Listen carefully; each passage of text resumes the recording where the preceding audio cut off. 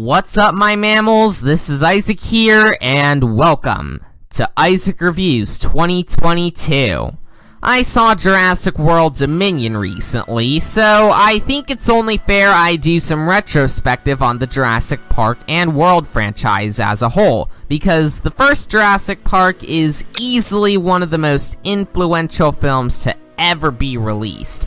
And for good reason too, thanks to its revolutionary dinosaur visuals, epic score, memorable characters, and great direction from filmmaking master Steven Spielberg.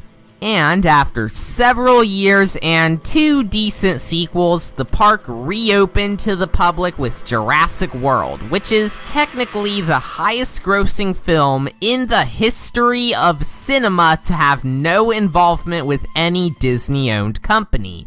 But despite its impressive box office returns, the movie was alright. Now, yes, the script was pretty bad, the CGI, while impressive, was much less convincing than before, and Bryce Dallas Howard's character was pretty unlikable, but I did like its strong connection to the original films. The cinematography was great, the score from the modern John Williams was incredible, and the action was enjoyably intense. As for its sequel, Fallen Kingdom, however, yeah, this movie was garbage. The visuals were much weaker and much less convincing than before. The direction was pretty bad for the standards of some random guy who'd only made like 3 other movies prior, so maybe Universal took some influence from the MCU's love of indie directors in hiring him, I don't know. The dialogue is terrible, the ending is bafflingly stupid, and the plot has so many holes in it that the script might as well be called Camp Green Lake. And here we are now with Dominion, and why the on-screen title is just the Jurassic Park logo with no words is completely beyond me. Due to how bad Fallen Kingdom was, my hopes were pretty low, especially when I learned that one of the main plot points would be about humans and dinosaurs living in harmony. Now yes, I have done some research, and I found out that the late Michael Crichton did touch upon this concept in some of his works. But even then, I still think that having humans trying to coexist with bloodthirsty creatures who could destroy them without a second thought sounds completely asinine. But here we are now with Dominion out for the world to see, and how was it exactly? Well, some of you may agree with me on this, and some of you may not. I don't know, but all I know is that this movie sucked. Before I explain why, I guess I should explain a new system I have for my reviews. For movies that I like, I'll talk about the flaws first, and then talk about what I liked. For movies I think are either mid or bad, the positives will come first, and then I'll discuss the negatives. With that said, let's briefly go over what I liked about Jurassic World Dominion. For starters, I liked the visuals a lot more than the previous installments in the Jurassic World franchise, especially since it was able to create a great balance of both practical and computer-generated effects. In addition, the score is yet another job extremely well done by Michael Giacchino, and most of the actors do relatively well, although some of the veterans weren't all that good, but I'll explain why in a second. Okay, so that's enough praise. Now let's explain why Dominion sucks. This movie is boring. Like, really boring. I'm honestly impressed Colin Trevorrow was able to make something as cool as dinosaurs boring, but by golly did he do it. As such, the writing ends up being a concoction of several bad elements at once.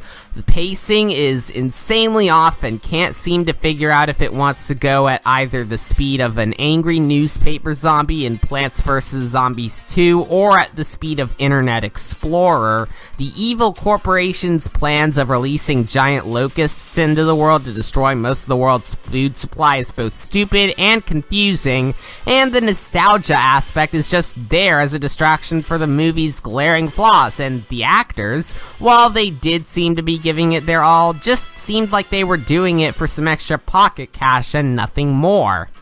In addition to that, while I'll admit that the concept of dinosaurs invading the mainland could work if given some retooling, the way Colin Trevorrow implements it here is definitely not how you do something like that, with plenty of completely moronic scenes from beginning to end, some already mentioned confusing plot points, and an ending that just says, well, bloodthirsty creatures are roaming around in the wild now, looks like we just gotta live in harmony with them now, lol. And the dinosaurs don't even feel like the same threats they were before. In the words of Voxus Productions, they've just become cuddly-wuddly pets with fifis, and no, tenacity? Yeah, tenacity. Really, I wish I could say more about Dominion, but at this point, I don't really know what to say. It's a boring, poorly written slog that cares more about making you remember what you liked about the original Jurassic Park rather than making something good. I know it'll probably end up making a crap ton of Franklins at the box office like the previous two Jurassic World movies did, but for my recommendation, just stick to the first one. The sequels before Fallen Kingdom are fine, but that's all you really need. Honestly, at this point, the Jurassic franchise is at a point similar to plenty of other once-beloved franchises that ended up focusing about the profit they could make to the point where they ended up making something with no heart, soul, or reason to exist. It's never fun to see it happen, especially to something that people once liked, but too much of a good thing can become a bad thing. And with Dominion, it just feels like it's begging to go extinct, so my answer to those begs will be in the form of a 3 out of 10 rating. Just as a reminder though, since I have seen some people giving this positive reviews online, and since I don't want another situation like my review of the Paw Patrol movie, if you liked Dominion, that's perfectly fine. This is just how I felt about it, so hopefully you guys can be civil in the comments. Anyways, next time I'm gonna be reviewing Lightyear. Honestly, I'm pretty excited for this one. Plus, it's gonna be Pixar's return to theaters after 3 years, so hopefully it'll have been worth the wait. Anyways, that's all for this video. Thank you for watching. You all know what to do by this point, and yeah, I'll see you next time. Bye!